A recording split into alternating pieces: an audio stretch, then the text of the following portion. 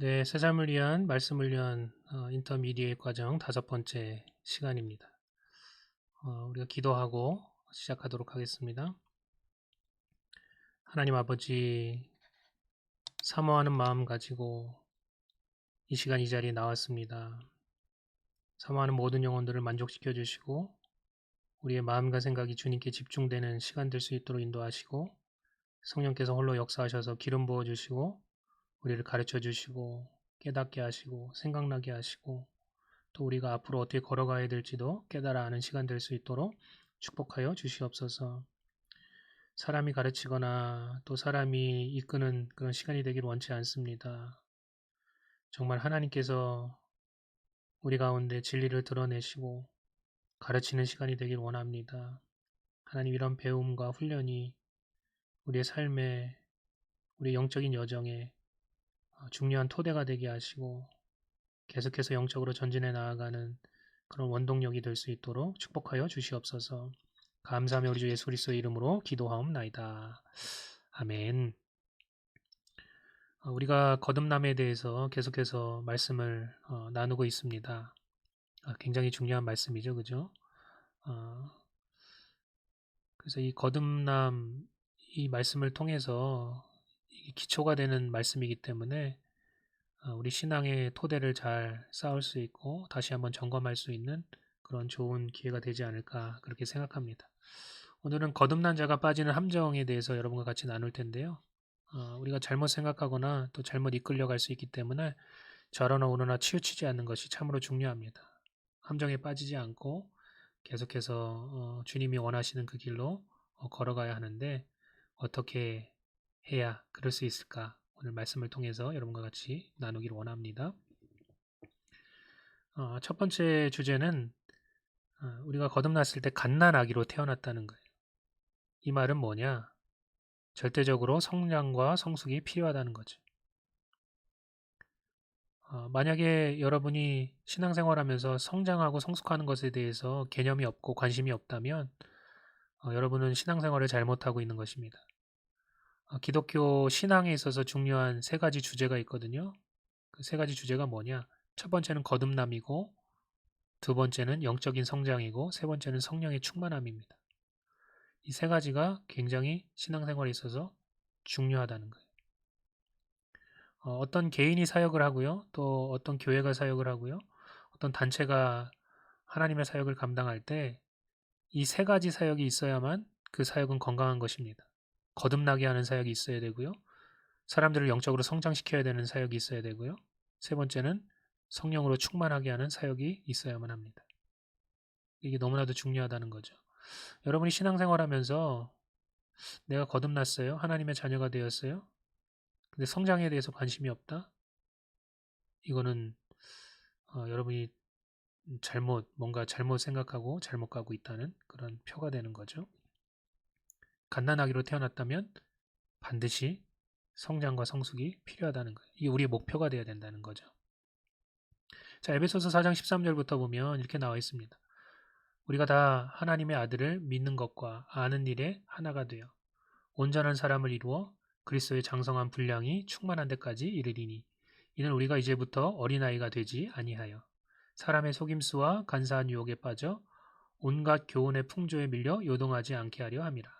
오직 사랑 안에서 참된 것을 하여 범사에 그에게까지 자랄지라. 그는 머리니 곧 그리스도라. 지금 영적 성장에 대한 그 중요성을 강조하는 그런 말씀이거든요. 여기 보면 어린아이의 특징에 대해서 나옵니다. 그 영적인 어린아이나 육적인 어린아이나 그 어린아이의 특징은 비슷합니다. 여기 보니까 뭐라고 나왔냐? 사람의 속임수와 간사한 유혹에 빠져 온갖 교훈의 풍조에 밀려 요동하지 않게 하려 함이라. 어린아이는 속이기 쉽고요. 유혹에 굉장히 약하고요. 풍조에 휩쓸리기 쉽고 이랬다 저랬다 요동을 많이 합니다. 이 어린아이의 특징이라는 거예요. 이 거듭난 자도 마찬가지라는 거죠. 그래서 이 상태에 머물러 있으면 안 됩니다. 속고 유혹에 빠지고 풍조에 휩쓸리고 이랬다 저랬다 요동하다가는 큰일 나죠. 그죠? 그래서 우리에게 뭐가 필요하냐? 성장과 성숙이라는 것이 절대적으로 필요하다는 거예요. 그래서 여기 보니까 우리에게 뭐라고 권면하고 있냐면 하나님의 아들 예수 그리스도를 믿는 것과 아는 일에 하나가 되어라 이렇게 이야기합니다. 하나가 될 때 온전한 사람이 된다. 믿는 것과 아는 일에 하나가 되어야 됩니다.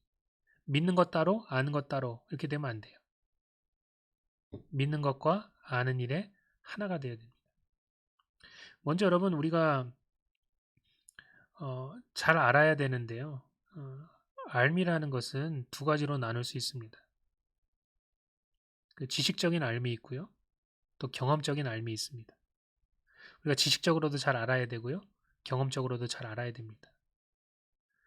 그러니까 우리 아이들을 이렇게 키워보면 느끼잖아요. 아이들이 학교 공부도 열심히 해야 돼요. 그러나 학교 공부 머리에 들어가는 공부만 해가지고 되는 게 아닙니다. 지혜로운 아이들이 돼야 되겠죠.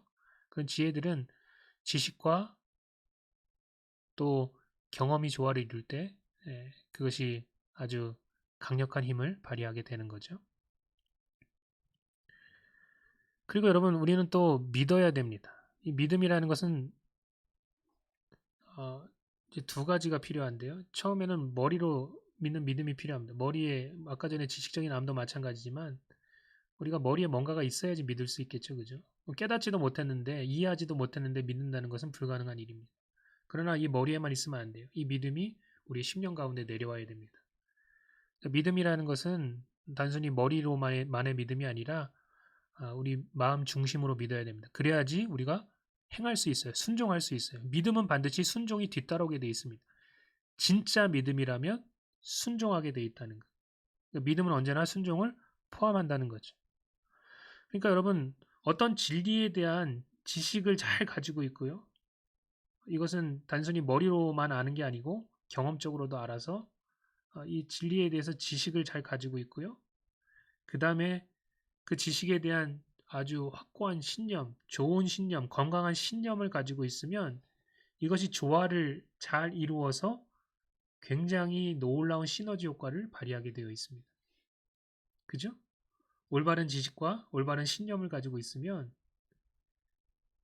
그런 사람을 한번 우리가 상상해 보세요. 그러면 그 사람을 통해서 아주 놀라운 역사가 일어나게 되는 거죠. 영적인 성장에서도 마찬가지라는 거예요. 우리가 뭘 해야 되냐? 믿는 일 잘 믿어야 됩니다. 또 아는 일 잘 알아야 됩니다. 이런 것이 조화를 이루어서 하나가 되게 될 때 그 사람은 성장했다. 이렇게 이야기할 수 있습니다. 그죠? 그 다음에 여기 보니까 뭐라고 이야기하고 있냐면 15절에 오직 사랑 안에서 참된 것을 하여 범사에 그에게까지 자랄지라 그는 머리니 곧 그리스도라 이렇게 이야기하고 있습니다. 아이들은 부모의 사랑 안에서 부모의 돌봄을 받으며 그렇게 자라갑니다.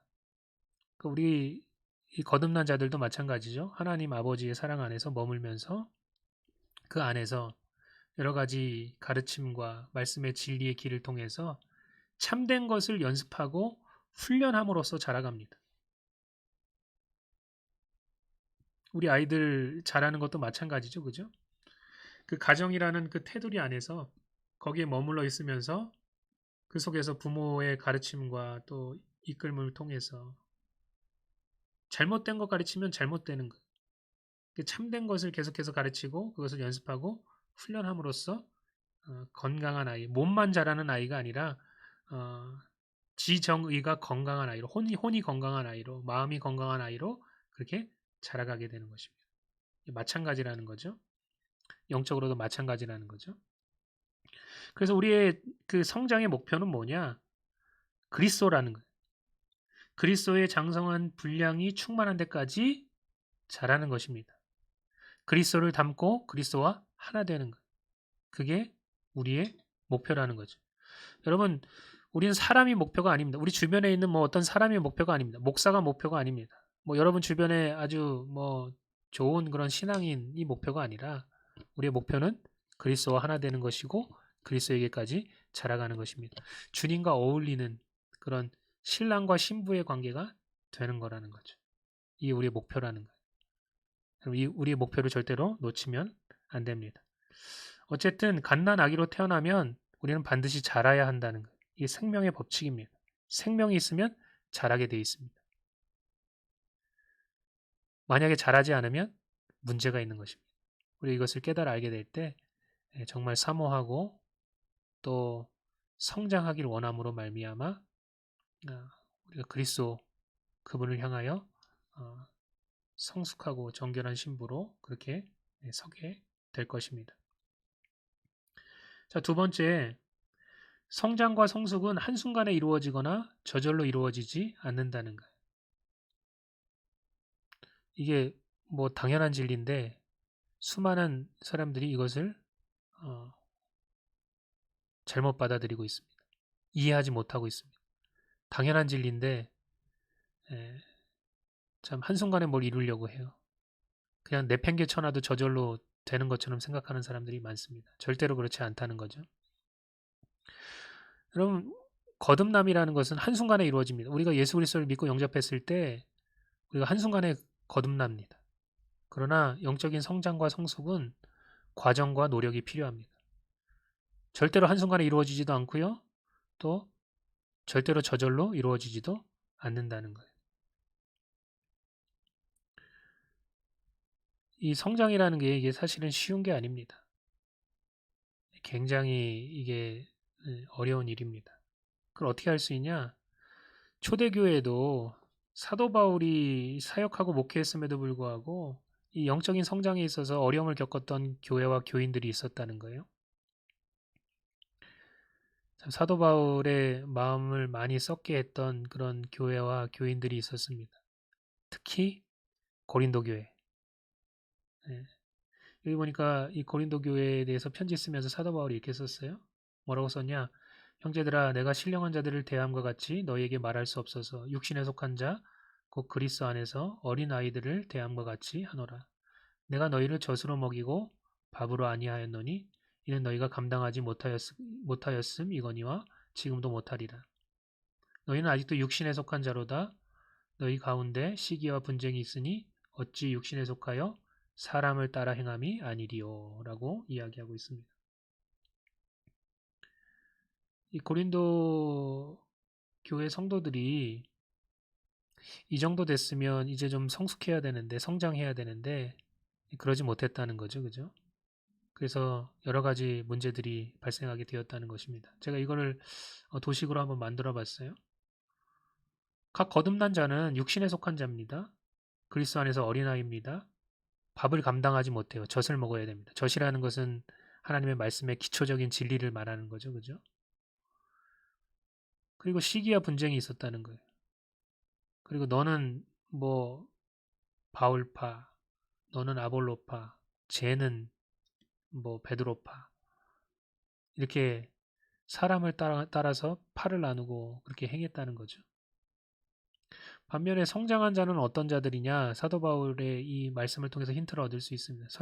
성장한 자들은 신령한 자다, 영적인 자다 이렇게 이야기할 수 있어요. 그리고 성숙한 자다, 밥을 먹는 자다, 사랑으로 행하는 자다, 그리스도를 따라 행합니다. 이렇게 성장한 단계로 나아가야 되는데 고린도 교회 교인들은 그렇지 못했다는 이야기를 하고 있습니다.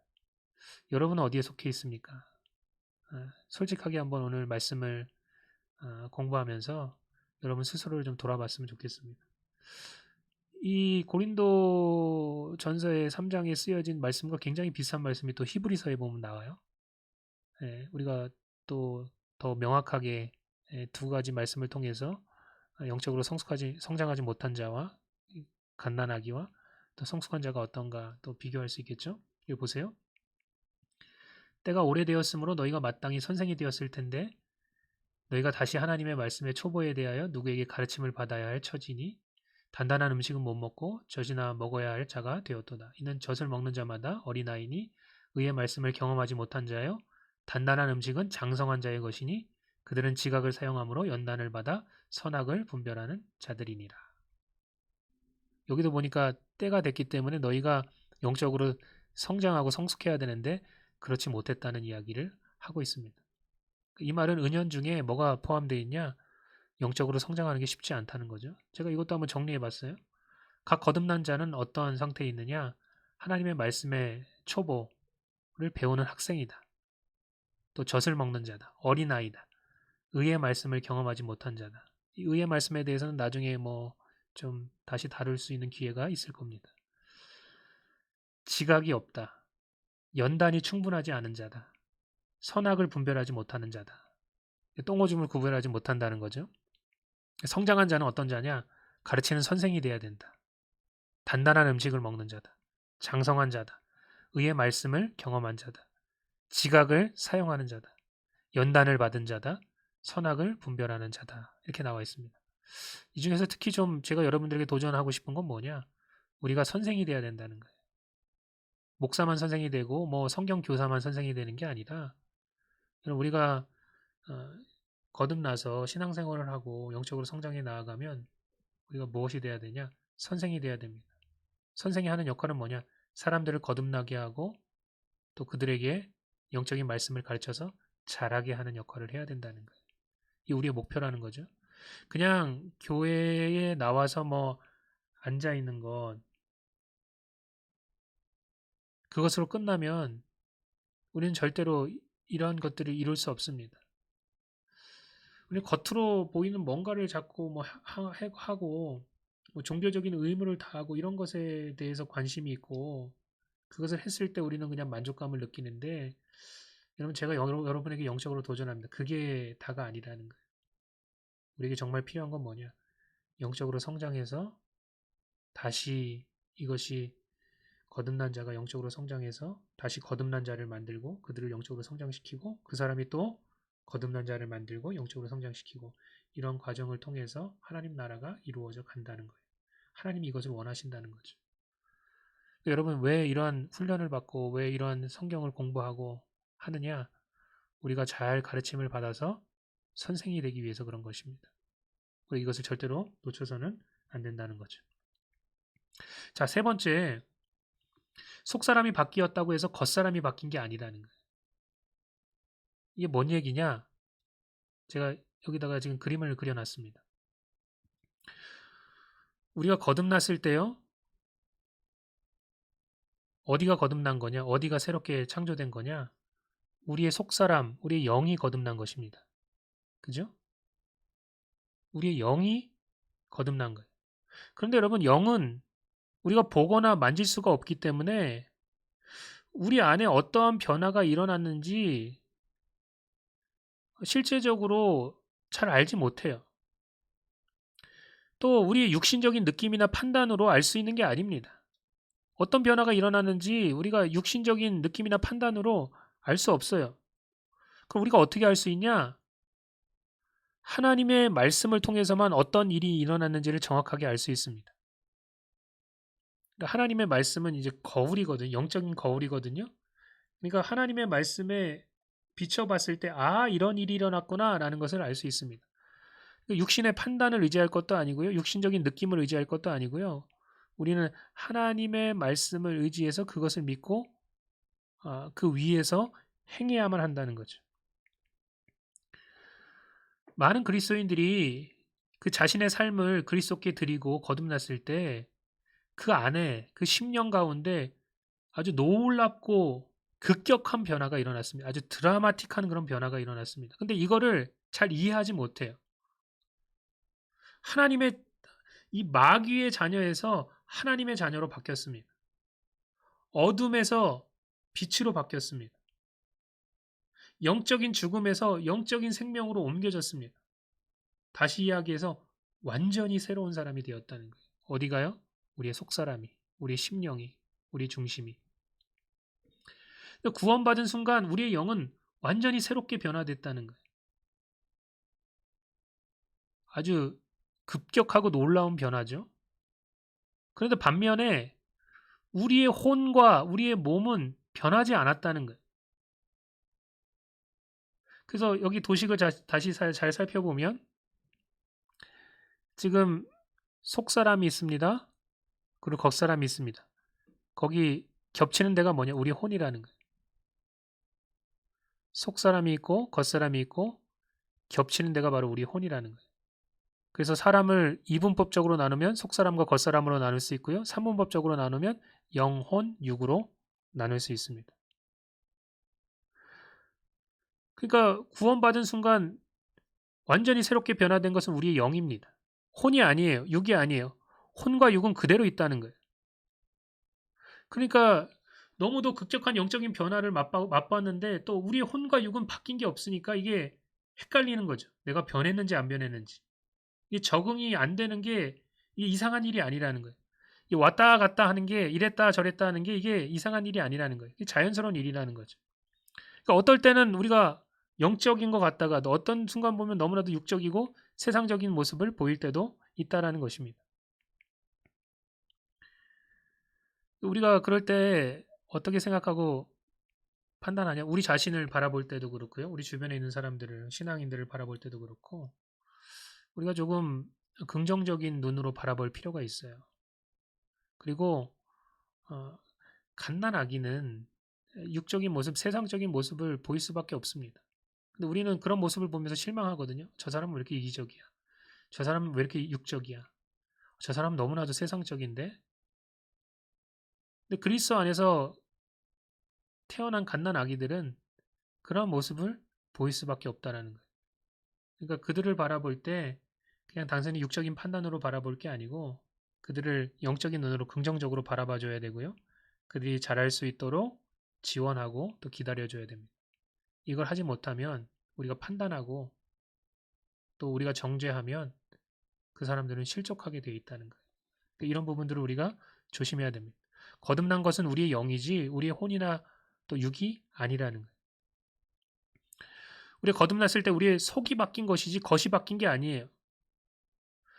이 겉사람이 가지고 있었던 모든 부정적인 태도, 사고방식, 잘못된 기질과 습관, 잘못된 말과 행동은 한순간에 한꺼번에 싹 바뀌지가 않는다는 거예요.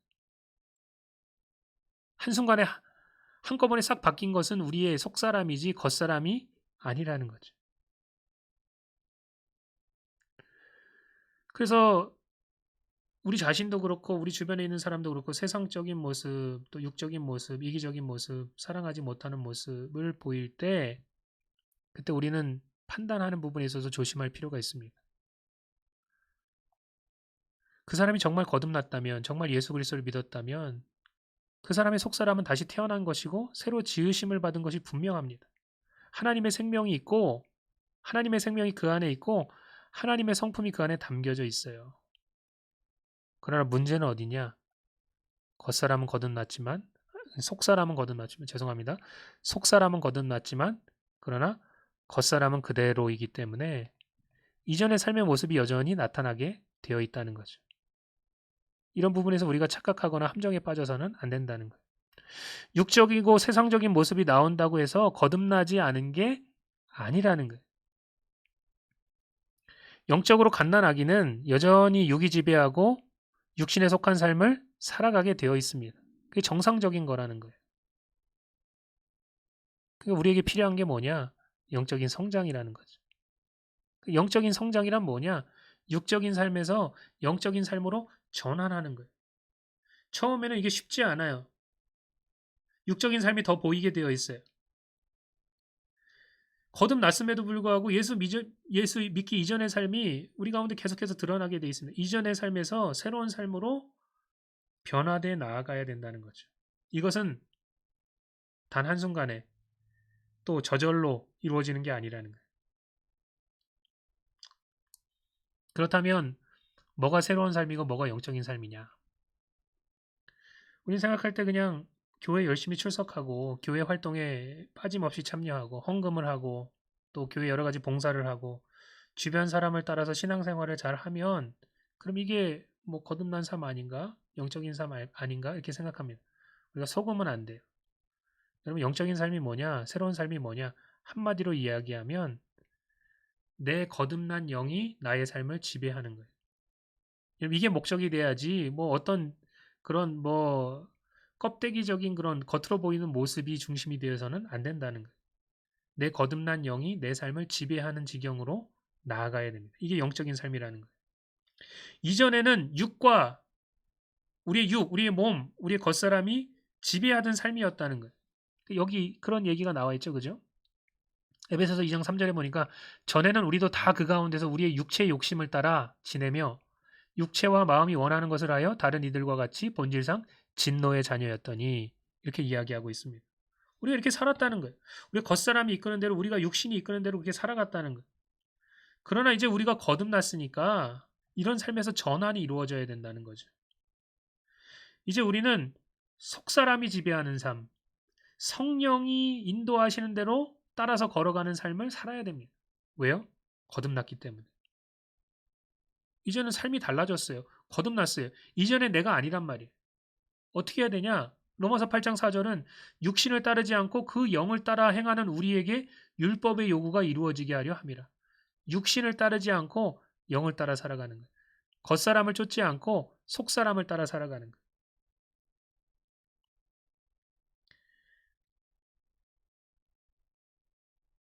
그러면 우리가 지금 이제 거듭났단 말이죠. 영적으로 성장해야 되는데 그럼 거듭난 자에게 이러한 상황 속에서 어떠한 일이 발생하냐? 이 주도권 싸움이 이제 벌어지게 돼 있죠. 겉사람이 원래 주도권을 가지고 있었으니까 계속 그 주도권을 쥐고 놓지 않으려고 할 것입니다. 반면에 이제 우리가 거듭났기 때문에 우리의 속사람이 우리를 영적인 길로, 하나님의 길로, 사랑의 길로, 거룩의 길로 이끌어 가려고 하겠죠. 그죠? 그러니까 이 두 사이에서 주도권 싸움이 벌어지는 거예요. 근데 이 주도권 싸움이 벌어지고 있다는 것, 이 영적인 싸움이 벌어지고 있다는 것은 우리가 건강하다는 얘기죠. 이 싸움이 없다면 우리는 죽은 자들, 영적으로 죽은 자들입니다. 그런데 여러분 거듭난 지 얼마 되지 않은 사람들은 이 싸움을 잘 이기지 못합니다. 거의 대부분 집니다. 이것을 사도 바울이 뭘로 비유했냐면 아브라함이 처음에 인간적인 생각으로 육적인 방법으로 이스마엘을 낳았죠. 그죠? 하나님의 뜻이 아니었죠. 인간적인 방법으로 이스마엘을 낳았어요. 그 이스마엘은 벌써 10대 중반이 되었습니다. 아주 힘이 센 그런 소년이 되었죠. 그리고 나서 나중에 하나님의 뜻대로 믿음을 따라서 영적인 아들을 낳았습니다. 그게 이삭이었죠. 지금 두 아들이 존재하고 있어요. 그런데 어떤 일이 발생했냐? 이삭이 이제 젖을 뗄 때가 되었을 때 어떤 일이 발생했냐? 이스마엘이 이삭을 희롱하는 장면이 나옵니다. 이삭은 당할 수밖에 없어요. 왜요? 힘이 약하기 때문에. 이것을 사도 바울이 영적인 비유를 들어서 설명해 주고 있다는 거예요. 우리가 처음에는 이기기가 쉽지 않아요. 왜냐하면 우리의 육은 여전히 건재하고요. 여전히 세상의 길로 걸어가려고 하고요. 육신의 정욕과 안목의 정욕과 이생을 가지고 우리를 이끌려고 한다는 거예요. 이 힘이 굉장히 강력하기 때문에 처음 거듭나서 얼마 되지 않은 사람들은 여기에 딸려갈 수밖에 없다는 거죠. 처음에는 이기지 못하는 경우가 많습니다. 그러나 우리가 어떻게 되냐? 우리 이제 영적인 힘, 영적인 머슬을 키워야 되겠죠. 그죠? 하나님의 말씀을 먹고, 기도하고, 영적인 훈련을 하고, 우리의 정체성을 올바로 하고, 그죠? 믿음 위에 확고하게 서게 될 때, 조금씩 이기기 시작한다는 거예요. 이게 여러분 영적인 길이라는 거죠. 그죠? 뭐 처음부터 완벽하게 되는 거, 이런 일은 없습니다. 감사한 것은 우리 안에 하나님의 생명이 있다는 거예요. 우리가 거듭났다는 거예요. 예수님이 나와 함께 하신다는 거예요. 우리를 이끌어 가시고 또 우리가 우리의 정체성을 확립하고 올바로 하게 될 때 우리의 방향이 계속해서 영적인 방향으로 틀어지게 되고 그래서 계속해서 영적으로 전진해 나아가게 될 때 결국은 속사람이 겉사람을 이기고 겉사람을 끌어가는 그런 축복이 우리 가운데 이제 임하게 된다는 거죠. 영적인 싸움의 실체입니다. 우리가 영적으로 어떻게 싸우냐? 로마서 8장 5절에 보니까 이렇게 나와 있어요. 육신을 따르는 자는 육신의 일을, 영을 따르는 자는 영의 일을 생각하나니. 육신의 생각은 사망이요, 영의 생각은 생명과 평안이니라. 여러분 우리가 어떤 길로 걸어가려면 먼저 중요한 건 뭐냐? 생각한다는 거예요. 생각이 좌우한다는 거예요. 생각이 말과 행동을 결정하게 되어 있습니다. 그러니까 어디서 싸우는 거냐? 생각에서 싸운다는 거예요. 그렇죠? 생각, 즉 혼의 영역에서 우리는 영적인 싸움을 합니다. 어떤 생각을 품고 어떤 생각이 장악하느냐에 따라서 어떤 삶이 나오는지가 결정되게 돼 있어요. 그러니까 마귀가 생각을 장악하려고 그렇게도 노력하는 것입니다. 마귀가 가룟 유다에게 예수를 팔 생각을 넣었다 그랬습니다. 그렇죠? 우리 삶 속에서도 마찬가지라는 거예요. 우리가 영적인 전쟁에 있어서 두 가지를 해야 되는데, 하나는 우리 육체, 이 몸을 잘 다뤄야 되고요. 또 하나는 우리의 마음과 생각을 잘 다뤄야 됩니다. 그 이야기를 로마서 12장 1절부터 2절에 하고 있습니다. 한번 보면, 그러므로 형제들아, 내가 하나님의 모든 자비하심으로 너희를 권하노니 너희 몸을 하나님이 기뻐하시는 거룩한 산제물로 드리라. 이는 너희가 드릴 영적 예배니라. 몸을 다루라는 거죠. 그죠? 두 번째는 너희는 이 세대를 본받지 말고 오직 마음을 새롭게 함으로, 여기서 말하는 마음은 혼을 말하는 것입니다. 우리의 생각을 말하는 것입니다. 마음을 새롭게 함으로 변화를 받아 하나님의 선하시고 기뻐하시고 온전하신 뜻이 무엇인지 분별하도록 하라. 이렇게 이야기하고 있습니다. 먼저 몸을 하나님이 기뻐하시는 거룩한 산제물로 드려야 됩니다. 우리의 몸은 영적인 삶을 원치 않아요. 세상이 이끄는 대로 이끌려 가기를 원합니다. 육신의 정욕, 안목의 정욕, 이생의 자랑을 따라서 자기 멋대로 막 살아가기 원해요. 이 몸을 잘 다스리지 못하면 이 몸은 제멋대로 날뛰는 야생마처럼 하나님 없이 제멋대로 살려고 할 거예요. 우리를 어떻게 해서든지 육적인 길로, 세상적인 길로 이끌어 가려고 아주 발버둥을 칠 겁니다. 놔두면 끌려갈 수밖에 없습니다. 잘 들으십시오. 그냥 그대로 우리의 몸을 내버려 두면 우리는 끌려갈 수밖에 없습니다. 그럼 어떻게 해야 되냐? 우리의 몸을 쳐서 복종시켜야 됩니다. 우리의 몸을 하나님께 드리고, 나는 날마다 죽노라 라고 고백했던 사도 바울처럼 그렇게 우리의 몸을 하나님이 기뻐하시는 거룩한 산제물로 드려야 한다는 거예요. 이게 우리가 드려야 되는 진짜 예배라는 거죠. 또 하나는 뭐냐? 우리의 마음, 우리의 생각을 새롭게 해야 된다는 거예요. Renew your mind. 영어로 그렇게 얘기하죠. 그죠? 우리의 생각이 만약에 겉사람에게 사로잡히게 되면, 그러면 우리 가운데는 경건하지 못한 모습들이 나오게 될 거예요. 그러면 여러분, 거듭난 자의 삶은 왜곡되게 되어 있습니다. 저게 거듭난 자의 삶이야? 저게 구원받은 자의 삶이야? 저게 예수 믿는 자야? 이러한 얘기가 나오게 되어 있다는 거예요. 겉사람이 우리의 마음, 우리의 생각을 사로잡게 해서는 안 됩니다. 우리의 몸이 원하는 대로, 우리의 몸이 주는 대로 우리가 생각하고 마음을 품으면 절대로 안 된다는 거예요. 가만히 내버려 두세요. 그러면 우리의 몸은 우리에게 뭔가 더러운 생각을 심어줄 것이고, 정말 사랑하지 못하는 생각을 심어줄 것이고, 우울한 생각을 심어줄 것이고, 부정적인 생각들을 심어줄 것입니다. 그런 것들이 우리의 이 마음을 장악하고 이게 품어지면 결국은 그런 삶, 그런 말, 그런 행동들이 나올 수밖에 없다라는 거예요. 여러분, 생각이 삶의 방향을 결정하는 거예요. 어떤 생각을 하냐에 따라서 우리가 어디로 걸어가는지가 결정됩니다. 헛되고 더럽고 죄악되고 부정적이고 우울한 생각이 들 때 이것을 사로잡아서 그리스도에게 복종시켜야 된다는 거예요. 이게 안 되면 영적인 전쟁은 하나마나 하다는 거죠. 몸을 가만히 내버려 두서는 안 되고요. 먹고 싶은 거 다 먹고 자고 싶은 거 다 자고 하고 싶은 거 다 하고, 이게 안 된다는 거예요. 또한 여러분에게 스치는 생각들을 다 품고 그대로 생각해서는 안 된다는 거예요. 이런 것들을 우리가 다룰 수 있어야지 영적인 전쟁에서 승리할 수 있습니다. 또 여러분, 우리 마음속에는 감정이라는 것도 있어요.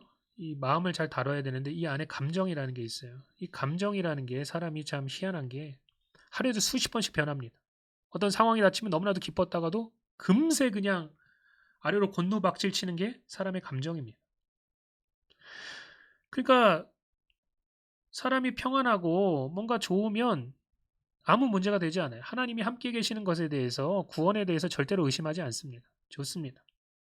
그러나 우리의 감정이 불안하고 복잡하고 스트레스가 있고 뭔가 문제가 있으면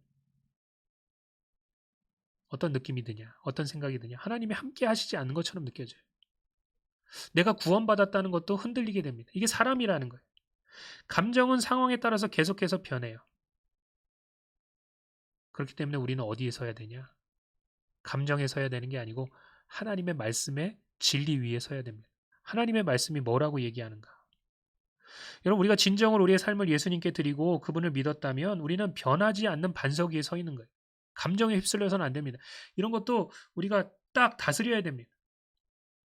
딱 사로잡아서 주님께 복종시켜야 됩니다. 이게 되지 않으면 그리스도인들이 우울해지는 거예요. 그리스도인들이 너무나도 세상 사람들보다 더 부정적인 사람이 되는 거예요.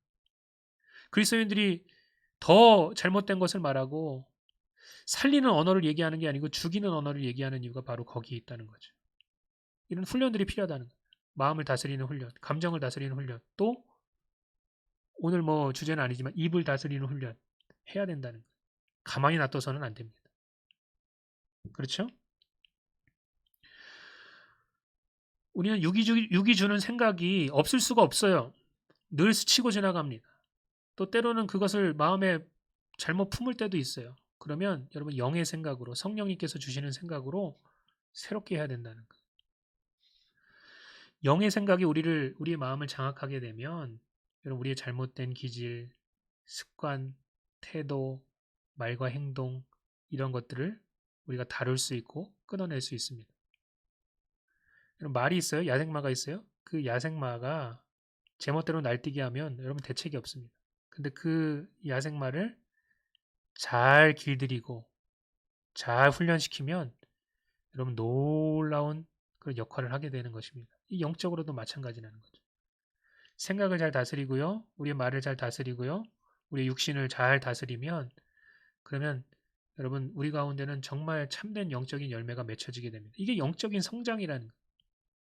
이걸 잘 다룰 수 있는 것, 이것이 바로 영적인 성장이라는 거죠. 생각이 바뀌면 말과 행동이 바뀌게 되어 있습니다. 이것이 거듭난 자가 변화된 삶을 살 수 있는 비결이라는 거예요. 마지막입니다. 거듭남의 진리와 자기의 정체성에 대한 확고한 믿음을 가져야 됩니다. 우리는 거듭난 하나님의 자녀예요. 이 정체성을 절대로 놓쳐서는 안 됩니다. 마귀가 예수님을 시험할 때요. 무엇을 공격했느냐? 예수님의 정체성을 공격했다는 거예요. 왜냐하면 정체성이 무너지면 다 무너지는 것이기 때문에 그렇습니다. 네가 만일 하나님의 아들이거든 이렇게 공격했단 말이에요. 마찬가지로 여러분 마귀는 우리의 영적인 정체성을 공격합니다. 이 정체성이 흔들리는 순간 시험에 빠지고 영적인 삶은 무너지게 되어 있습니다. 내가 하나님의 자녀라는 확신이 있어야 돼. 내가 구원받았다는 확신이 있어야 돼. 이 확신이 없으면 우리는 영적으로 한 걸음도 전진해 나아갈 수 없다라는 거예요. 여러분 정체성이라는 것은 확고한 믿음에서 나옵니다. 나는 하나님의 자녀야. 하나님의 영이 내 안에 있어. 나는 영에 속한 자야. 라는 확고한 그런 믿음이 있어야 된다는 거예요. 목사님, 저는 잘 모르겠는데요. 제가 생각할 때 아직도 저는 육신에 있는 것 같은데요. 여러분의 판단 말고 하나님의 말씀이 뭐라 하시는지 여러분 보십시오. 여러분의 판단이 아니고 하나님의 말씀이 뭐라고 하는지. 영적인 진리를 지금 드러내주고 있잖아요. 로마서 8장 9절에 보니까 이렇게 얘기합니다. 만일 너희 속에 하나님의 영이 거하시면 너희가 육신에 있지 아니하고 영에 있나니 누구든지 그리스도의 영이 없으면 그리스도의 사람이 아니라. 제가 질문해 보겠습니다. 그리스도의 영, 거룩한 영이신 하나님의 영이신 성령님이 여러분 안에 계십니까? 여러분 만약에 이거 확신하지 못한다면 여러분은 그리스도의 사람이 아니에요. 거듭났으니까 당연히 주님이 내 안에 계시죠. 내가 예수님을 영접했으니까 주님이 내 안에 계시죠. 너희가 거듭났다면, 주님을 영접했다면 너희는 육신에 있지 않고 영에 있다는 거예요. 여러분이 거듭났다면 여러분은 육신을 가지고 살아가지만 육신에 있지 않고 영에 속한 자들이라는 거예요. 따라해 봅시다. 나는 영에 속했다. 하나님의 성령이 내 안에 계시다. 여러분 이것을 우리가 제대로 깨닫고 확신해야 된다는 거예요. 만약에 우리가 육신을 따라서 생각을 하고 그런 부정적인 외부의 영향력에 굴복되게 되면 하나님께서 주시는 축복과 권세를 누릴 수 없게 됩니다. 영적인 삶을 살아갈 수 없게 돼요. 야, 네가 무슨 거듭난 자야. 네가 무슨 하나님의 자녀야. 네가 무슨 거듭났어. 네가 무슨 구원받았어. 그럼에도 불구하고 나는 예수를 믿노라. 내 안에 예수님 영접하고 그분이 내 안에 계셔서 내 속사람을 새롭게 거듭나게 하시고 변화시켜 놓으라. 그렇다면 우리는 영에 있다는 거예요. 내가 거듭났다고 하는 내 안에 예수님이 계시다고 하는 하나님의 말씀을 믿어야 합니다. 믿음이라는 것은 눈에 보이는 것을 신뢰하는 것이 아니라 내 안에 일어난 일에 대해서 하나님의 말씀이 선포한 것을 단순히 믿고 신뢰하는 것이라는 거예요. 우리는 그 말씀으로 우리의 생각을 새롭게 하는 거예요. 세상이 주는 생각, 세상이 주는 언어, 세상이 주는 음성을 듣고 거기에 신뢰하는 게 아니라 우리는 하나님의 말씀을 듣고 그 말씀으로 우리의 생각을 변화시키는 거예요. 그 말씀으로 우리 생각을 변화시키지 않으면 나는 거듭난 자도 아닌 것 같고 구원받은 자도 아닌 것 같고 왜 이렇게 내 삶은 엉망이고 이렇게 될 수밖에 없다는 거죠. 그러나 여러분 그 말씀으로 우리의 생각을 날마다 새롭게 바꾸어 나아가게 될 때 육체와 마음이 원하는 것이 어두움의 삶이 우리 삶 가운데 얼씬거리지 못하게 된다는 것. 그리고 하나님께서 주신 구원들을 하나님께서 주신 그 구원의 유익들을 실제적으로 하나하나씩 누려가기 시작한다는 거죠. 그러니까 이런 영적인 정체성, 이 영적인 인식이 부족하기 때문에 우리가 들락날락거리는 것입니다.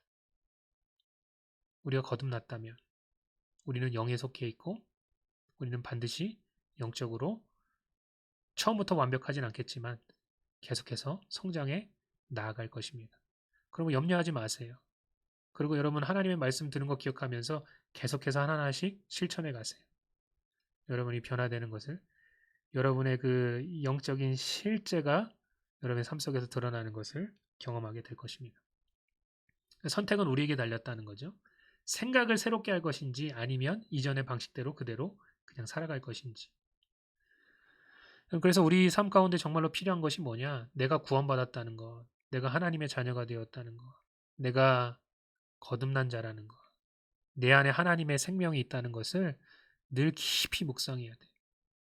이게 실제이기 때문에 이것을 깊이 묵상하고 이것을 입술로 고백하고 확고한 믿음 위에 설 때 그때 여러분 이것이 우리 삶 속에서 정말 실제가 되는 것을 경험하게 된다는 거죠. 여러분의 영적인 정체성을 확고하게 하시기를 주님의 이름으로 축복합니다. 아멘. 네, 오늘 말씀 공부 마치도록 하겠습니다. 궁금한 사항 있으시면 질문 여러 가지 방법으로 질문하실 수 있으니까 질문하시고요. 오늘 들었던 말씀 마음속에 새기고 절대로 놓치지 마시고 또 여러분 주변에 또 같이 나누고 싶은 분들이 있으면 이런 영적인 진리들을 좀 같이 나누셨으면 좋겠습니다. 우리가 월요일, 수요일 날 이 성경 공부를 하고 있는데요. 제가 생각했을 때 시간을 좀 옮겼으면 좋겠어요. 월요일 날은 좀 쉬시고 수요일 또 우리가 금요일 날 뭐 따로 모이지 않기 때문에 수요일, 금요일 날 하는 게 어떨까 그런 생각을 가지고 있습니다. 그래서 다음 주에 뭐 공지하겠지만 수요일, 금요일 날 미국 중부 시간으로 8시에 한다는 거 잊지 마시고 또 사모하는 마음 가지고 참여하시길 바랍니다. 감사합니다.